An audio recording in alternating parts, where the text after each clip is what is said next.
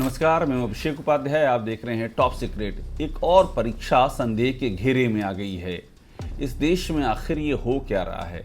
इस परीक्षा का नाम है SSC combined graduate level, SSC CGL परीक्षा। और इस एसएससी कंबाइंड ग्रेजुएट लेवल परीक्षा का जैसे ही टायर 1 का परिणाम आया है, वैसे ही परीक्षार्थी हैरान हो गए हैं। दो बातें बड़ी अहम हैं, सीधे कट टू कट आते हैं और आपको समझाते हैं कि हुआ क्या है। हुआ ये है कि इसका जब कट ऑफ आया तो लोग चौंक गए। कट ऑफ 150 अंकों से भी ज़्यादा।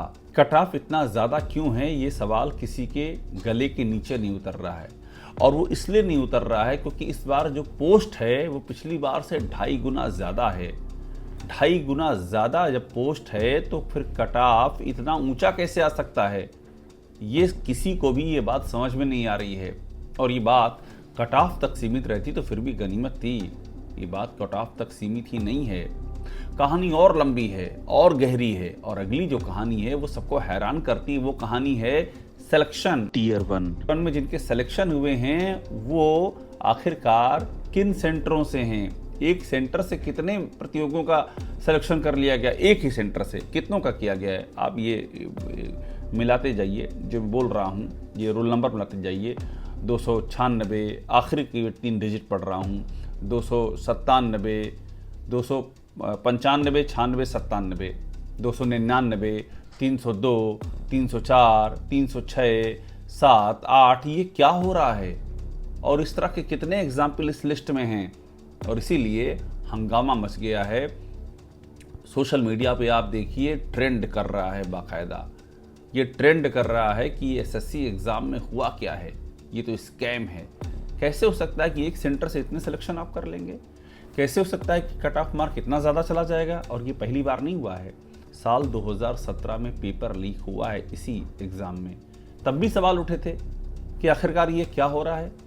आप हज़ारों हजार विद्यार्थियों के भविष्य के साथ में खिलवाड़ कर रहे हैं क्या? ये सवाल उठे हैं। और ये सवाल इसलिए भी उठे हैं कि टीयर 1 अगर आप इस तरह से सिलेक्शन करेंगे, टीयर 2 में कौन जाएगा? इसी जनवरी में एग्जाम होने 18 और 20 जनवरी को टायर 2 के।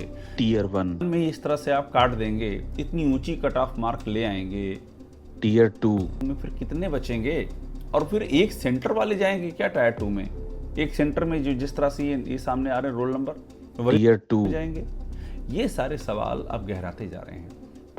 और बात इतनी ही नहीं है, बात ये भी है कि ये परीक्षा लीक, पेपर लीक का कोई अपवाद नहीं है, श्रृंखला है पेपर लीक की। इतने सारे पेपर लीक एक के बाद एक। और पेपर लीक ही नहीं हो रहे हैं, बाकायदा एग्ज़ाम के साथ में भी कहीं नॉर्मलाइजेशन का चक्कर आ रहा है। विद्यार्थियों को विरोध करना पड़ रहा है। अभी हाल ही में प्रयागराज में पीसीएस के जो प्रतियोगी थे वो बाकायदा सड़क पर बैठने पर मजबूर हो गए। पीसीएस के आरओ एआरओ के 5 दिन तक संघर्ष करना पड़ा, उनको लाठियां खानी पड़ी, तब जाकर के सरकार मानी। और अभी पीसीएस का परीक्षा में ये माना, सरकार ने कहा है कि हम जो एग्ज़ाम है वो एग्ज़ाम हम एक ही दिन में करा लेंगे, यानी कि नॉर्मलाइजेशन से पीछे हट गई। लेकिन आरओ एआरओ में अभी क्या करने जा रही है, कैसे करने जा रही है, वो अभी भी बाकी है।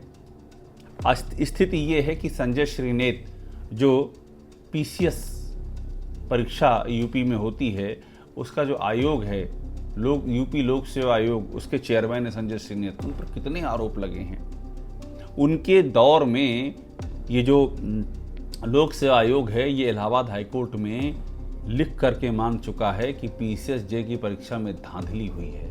इसके बाद भी उन पर कोई एक्शन नहीं हो रहा है। और क्यों नहीं हो रहा है एक्शन, ये सवाल उठ रहे हैं। एक के बाद दूसरी चीज़ें सामने, उलटफेर सामने आ रहे हैं। एग्ज़ाम टाला जा रहा है, पर्चे लीक हो रहे हैं। पीसीएस के पहले आरओ एआरओ परीक्षा का जब पहली बार एग्ज़ाम होना था इसी साल, तो क्या हुआ था, पेपर लीक कैसे हुआ था।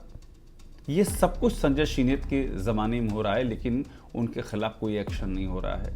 यूपी में, अगर हम उत्तर प्रदेश की बात करें तो पेपर लीक का इतिहास है। वहाँ पर इतने पेपर लीक हैं कि लोकसभा चुनाव में जब बीजेपी हारी तो एक रिपोर्ट तैयार की गई और बीजेपी के ही अंदर खाने से ये रिपोर्ट तैयार हुई है। और उस रिपोर्ट में इस बात का मेंशन था कि पेपर लीक से जो आक्रोश था वो आक्रोश चरम सीमा पर था और उससे नुकसान हुआ है। और सरकार की असंवेदनशीलता देखिए। 69,000 शिक्षक भर्ती के ओबीसी अभ्यर्थी अभी भी लड़ रहे हैं। लाठी डंडे सब खाना पड़ा है उनको। आरक्षण में गलती आपने की है, उनको उनके हक का आरक्षण नहीं दिया गया है।